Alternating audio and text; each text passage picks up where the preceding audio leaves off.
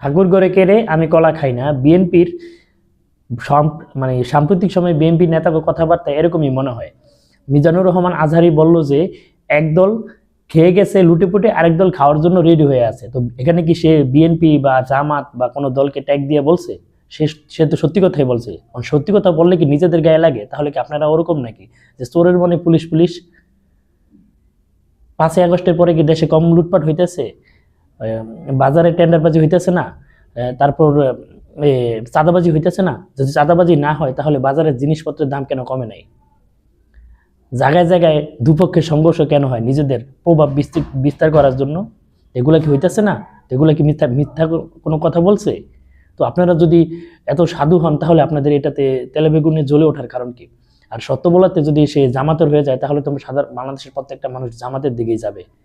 কারণ সবাই দেখবে যখন সত্য কথা বলে যারা তারা জামাতের লোক, তাহলে তো জামাতেই যাবে, আপনাদেরকে কেউ গণায় ধরবে না। আপনারা কেন ইতিহাস ভুলে যান? বিএনপি নেতা দুদু না কদু, কদু না মধু, সে মিজানুর রহমান আজহারিকে ব্যঙ্গ করে বলে আজহার নাম আজহার। এরকম আলেমদের ব্যঙ্গ, মানুষের উপর অত্যাচার জুলুমের কারণে কিন্তু একটা সরকার বিগত কয়েক মাস আগেই দেশ থেকে বিতাড়িত হয়েছে। এটা তো আপনারা অজানা না, তাই না? তো ইতিহাস এত তাড়াতাড়ি কিভাবে ভুলে যান?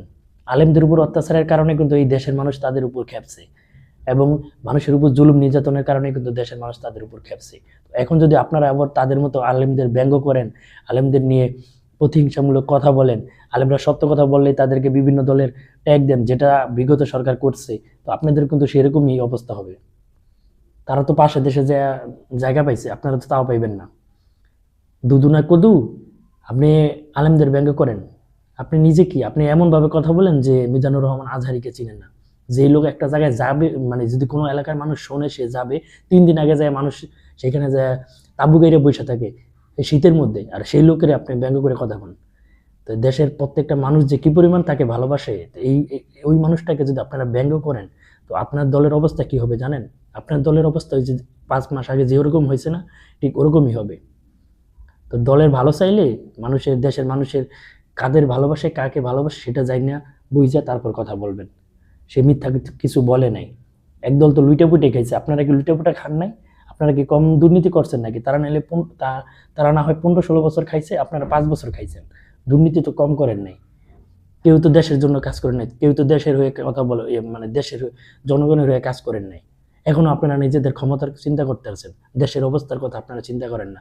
এখনো বিভিন্ন জায়গায় নিজেরা প্রভাব বিস্তারের জন্য মারামারি মানে গ্যাঞ্জাম করতেছেন। তো এগুলো যখন কেউ ইসলামিক বক্তা বা আলেমরা যখন বলবে, তখন তাদের বিভিন্ন দলের ট্যাগ দেওয়া হবে।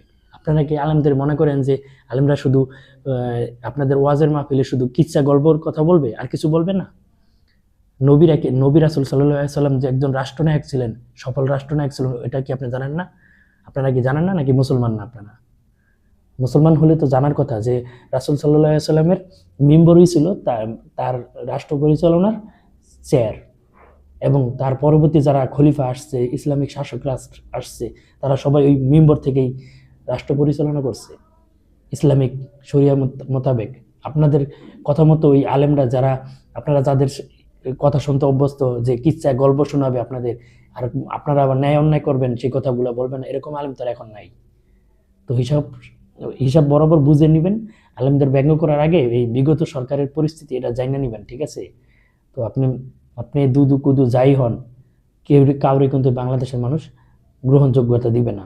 আপনাদের ব্যঙ্গ করবে এই দেশের মানুষ। আপনি আলেমদের ব্যঙ্গ করবেন, আল্লাহ এই দেশের মানুষকে দিয়ে আপনাদের ব্যঙ্গ করাবে, ঠিক আছে? তো সাবধান হয়ে যান। বিগত সরকারের পরিস্থিতি, পরিণাম জাইনা বুঝা তারপর আলেমদের নিয়ে কথা বলবেন। তো এটুকুই বলার ছিল, এর চেয়ে করা বা এতে ভালোভাবে বলার কিছুই নেই। তো আলেমরা এদেশের প্রত্যেকটা মানুষের হৃদয়ের স্পন্দন, আপনারা না, ঠিক আছে? আপনারা যদি হৃদয়ের স্পন্দন হন তাহলে মানুষের কথা ভাবেন। ওই যে প্রতিবেশী দেশে দালালি বাদ দেন, ঠিক আছে? প্রতিবেশী দেশের দালালি আর এই দেশে চলবে না, ঠিক আছে?